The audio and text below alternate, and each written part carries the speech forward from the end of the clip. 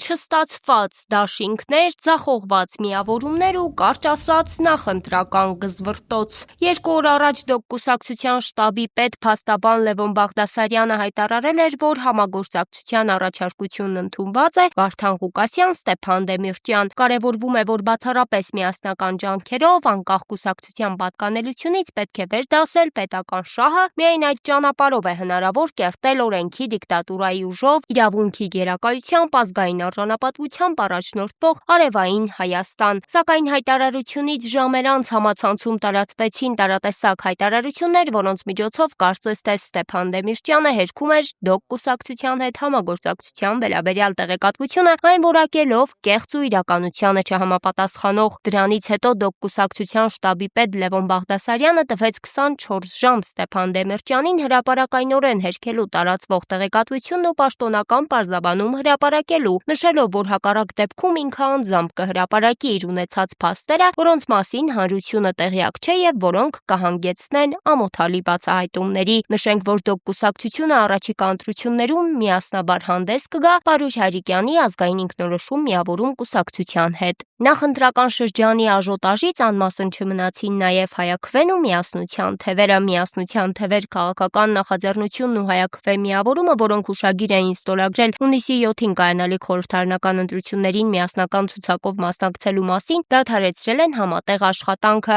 Այս մասին հայտնել է Միասնության թևեր քաղաքական նախաձեռնությունը, նշելով, որ մի շարք առանցքային ծրագրային հարցերում դեռևս չի հաջողվել միասնական դիրքորոշում ձևավորել, ուստի որոշում են կայացրել ներկա փուլում այս ձևաչափով ավարտել համատեղ աշխատանքը։ Հիշեցնենք, որ Միասնության թևերն ու Հայաքվեն ընտրություններին միասնական ցուցակով մասնակցելու հուշագիր էին ստորագրել դեռևս 2026 թվականի փետրվարի 27-ին։ Հուշագիրը ստորագրել էին Արման Թաթոյանն ու Ավետիք Չալաբյանը։ Չկայացած դաշինքների շարքում այսօր ավելացնենք նաև ՀԱԿ-ին ու Ուժեղ Հայաստանին։ ՀԱԿ համակարգող վարչապետի թեկնածու հայտարարված Լևոն Զուրաբյանը հայտարարել է, որ Սամվել Կարապետյանի քաղաքական ուժի հետ եղել են լուրջ բանակցություններ եւ գրեթե հասել դաշինքի, սակայն գործընթացը կանգ է առել ռազմավարական մոտեցումների տարբերության պատճառով։ Զուրաբյանի խոսքով դաշինքը կարող էր ստեղծել հզոր քաղաքական բևեռ ու նպաստել հասարակության մոբիլիզացիային որպես այլընտրանք Նիկոլ Փաշինյանին, սակայն կողմերի պատկերացումները չեն համընկել։ Հունիսի 7-ին կայանալիք ընտրություններին նախընտրական ցուցակներով հանդես են եկել դեռևս